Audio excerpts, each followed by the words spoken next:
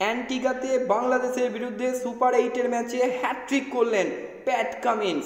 আরও একবার অসাধারণ বোলিং পারফরমেন্স অস্ট্রেলিয়ার। মিচেল স্টার্ক, অ্যাডাম জাম্পা, কামিন্সদের সামনে টিকতেই পারল না বাংলাদেশ।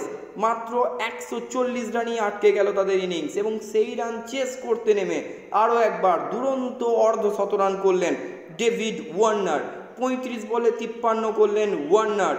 বাংলাদেশের জঘন্য ব্যাটিংই কিন্তু আজকের এই হারের অন্যতম কারণ। একা হাতে লড়েছিলেন তৌহিদ হৃদয় এবং বল হাতে অনবদ্য আরও একবার রিয়াসেদ হোসেন।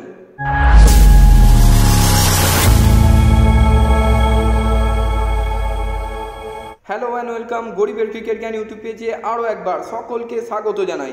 আজ অ্যান্টিগাতে সুপার 8-এর ম্যাচে প্রথমে টসে জিতে বল করার সিদ্ধান্ত নেয় অস্ট্রেলীয় ক্যাপ্টেন মিচ মার্শ এবং সেই ডিসিশনটা যে কতটা সঠিক ছিল সেটা প্রমাণ করে দেন স্টার্ক, কামিন্স, জাম্পারা। কামিন্সের অনবদ্য হ্যাট্রিক, অসাধারণ বোলিংয়ের সামনে দাঁড়াতেই পারেনি বাংলাদেশের টপ অর্ডাররা। মূলত স্লো ব্যাটিংই কিন্তু বাংলাদেশের আজকের ম্যাচ হারের অন্যতম কারণ।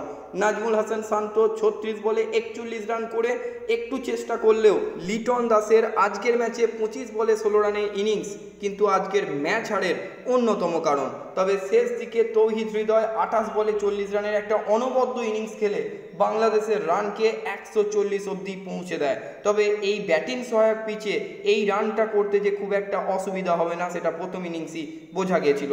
আজকের ম্যাচের শুরুটা হয়েছিল 2023-এর বেস্ট প্লেয়ার প্যাট কামিন্সকে বিশ্বসেরা পুরস্কার দিয়ে। সেই পুরস্কার রিকি পন্টিং প্যাট কামিন্সের হাতে তুলে দিয়েছিলেন, কিন্তু ম্যাচটা শেষ হলো যেভাবে প্যাট কামিন্স নিজেও হয়তো স্বপ্নেও ভাবেননি। প্যাট কামিন্সের অনবদ্য হ্যাট্রিক করলেন মাহমুদুল্লাহ, মেহেদী হাসান এবং তৌহিদ হৃদয়ের উইকেট নিয়ে এবং সেকেন্ড অস্ট্রেলীয় বোলার হিসাবে টি20-তে ব্রেটলির পর হ্যাট্রিকের অনন্য নজির গড়লেন প্যাট কামিন্স। আরও একবার অনবদ্য পারফরমেন্স। তবে 141 রান চেস করতে নেমে শুরুতেই আরও একবার বিধ্বংসী দুই ওপেনার ট্রাভিস হেড এবং ডেভিড ওয়ার্নার। ট্রাভিস হেড 31 রানে আউট হলেও ওয়ার্নারের ব্যাট থেকে এলো 35 বলে 53, 5টা 4, 3টে ছক্কা।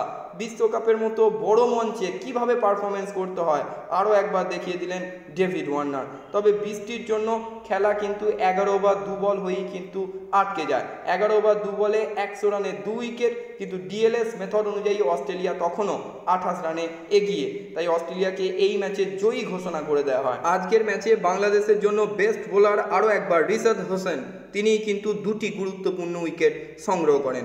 তবে এই ম্যাচ হারলেও বাংলাদেশের কিন্তু সেমিফাইনাল খেলার আশা এখনই সম্পূর্ণ শেষ হয়ে যাচ্ছে না। বাংলাদেশকে তাকিয়ে থাকতে হবে আফগানিস্তান এবং ভারতের ম্যাচের বিরুদ্ধে। অবশ্যই ভালো পারফরমেন্স করলে তারা কিন্তু এখনও সেমিফাইনালে যেতে পারবে। আজকের মতো ভিডিও এই পর্যন্তই। সকলে খুব ভালো থাকুন, সুস্থ থাকুন এবং ক্রিকেট সংক্রান্ত যাবতীয় আপডেটের জন্য, এই টি20 বিশ্বকাপের যাবতীয় নিউজের জন্য আমার গরিবের ক্রিকেট জ্ঞান ইউটিউব চ্যানেলটিকে সাবস্ক্রাইব করে আমার পাশে থাকুন।